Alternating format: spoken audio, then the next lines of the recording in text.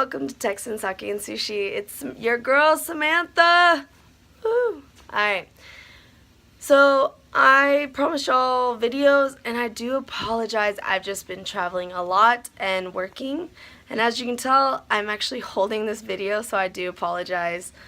But specifically what I wanted to talk to you about today was the difference I noticed between Seoul, South Korea, and Tokyo, Japan specifically. I haven't been anywhere else in South Korea, just downtown Seoul, so I'm not sure if what I'm about to tell you is 100% all of South Korea, but Seoul at least. So here are the differences. When it comes to the subways between Tokyo and Seoul. Alright, in Tokyo, there's a thing called hospitality. And normally, if you're getting on a train, you wait on the opposite sides of the door, and you wait for everyone to get off the train before you get on. Well, in South Korea, you just push right through. No matter if you're getting on or off, right when those doors open, right when they close, you're literally ramming yourself through.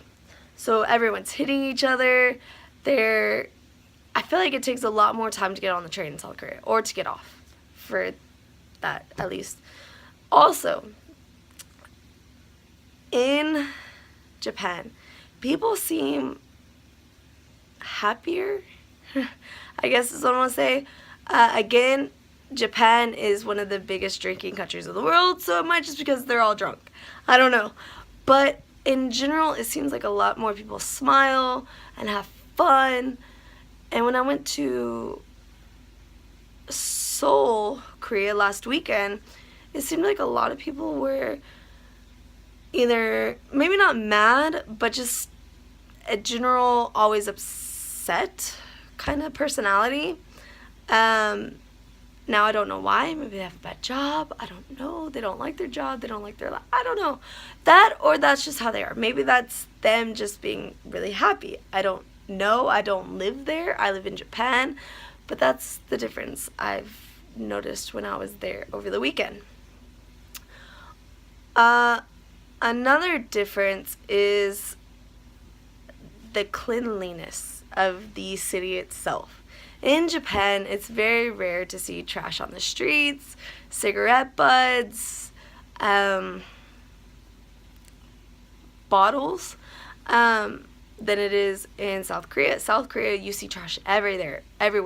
Streets, curb, on the grass, and the plants, trash is everywhere.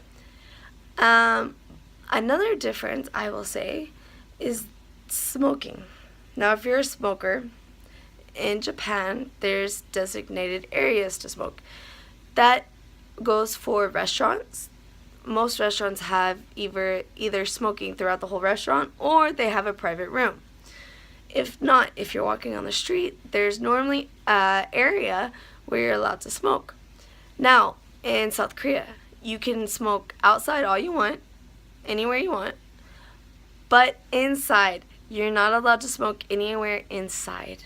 And it's very rare to find a place, like a room, to smoke. I found one in the airport. I'm not a cigarette smoker. I don't smoke cigarettes at all, but I do vape. Now, if you don't know what vaping is, I can show you really quickly. This is my vape. So I do vape. I don't smoke cigarettes. So that's another difference I had to find.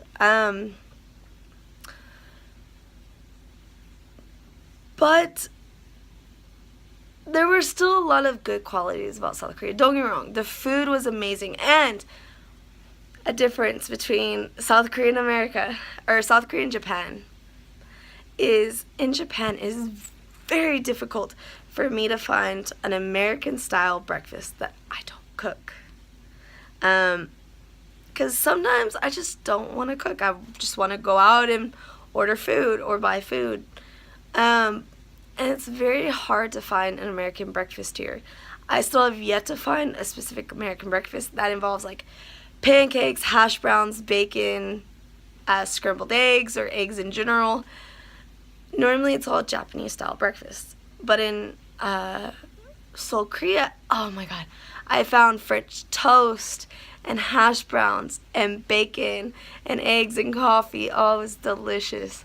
So don't get me wrong, there are good qualities and bad qualities about both. Another one I will say is in Japan, especially when I first got here, I didn't know anyone. I didn't know anything specifically. But people were really nice to come up to me and be like, hey, are you okay? Do you need help? Or, my name is so-and-so. Things like that. In South Korea, no one came up to me. No one asked me if I was lost. No one asked me, like, can I help you? They just looked at me like I was stupid, like I was a tourist, and just walked off. Which, for South Korea, I was. In Japan, no, I'm not. I pretty much know where everything is. I can order. I can have conversation in Japanese. But in Korea, my Korean is very rusty. It has been maybe 2 years since I've studied Korean. So my Korean was really, really bad. But I did manage to get by. And I stayed in an Airbnb. They were fabulous. If you're ever in South Korea, please look up 22 House. They're phenomenal. Now, this video is not sponsored by them at all, but they are great. 22 House in Seoul, Korea. Awesome. Now, it is a shared house, so you do share like rooms and everything, but that's good because if you're by yourself like I was, I met a lot of people that were staying there and we hung out and everything like that. Now another thing, if you're traveling, and this is anywhere in the world, Japan, Korea, Taiwan, I want to say Mexico, I don't know about Mexico, but pretty much anywhere else, go on Facebook or go on to the app Meetup and look and see if there's a language exchange group or a language meetup. It's great. It may only be a few hours, but at least you get to drink and have conversations with locals, and they'll tell you the best places, the best spots to go. It's phenomenal. Now, I didn't do that on my first day because I couldn't find one, but on my second day there, before I left to come back home, I went and did a three-hour event from 3 to 6, and there was like 80 people. It was amazing. And they spoke English, so that was really good for me. And so, yes, please, if you're ever traveling, that's one thing I have to recommend. It's only a few hours of your day, but it gives you people to meet and people to hang out with, and plus they tell you the best places to go, where the best food is, the best sightseeing, whatever else. So they know the scoop, so definitely try that out. But that's all I got for you today. As you can tell, I'm sorry I'm losing my voice. Again, I'm a teacher, so I talk 24/7. So anytime I get a little sick, it's always my voice to go. So I do apologize. But yes, I will definitely bring you more videos. Again, I apologize that I haven't done it recently. It's just every weekend that I want to do a video, because I want to try to get them done by Sundays. I'm always, or at least lately, I've been traveling, or like I said, I went snowboarding, I went to onsens, I went to South Korea.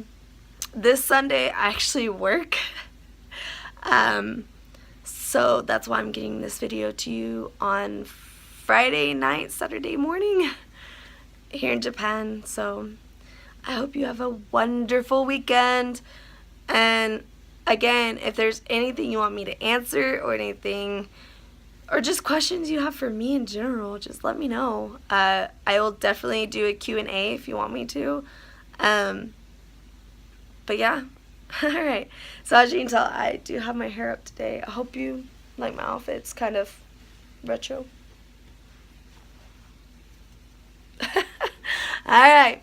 Well, I hope y'all, again, have a fabulous weekend.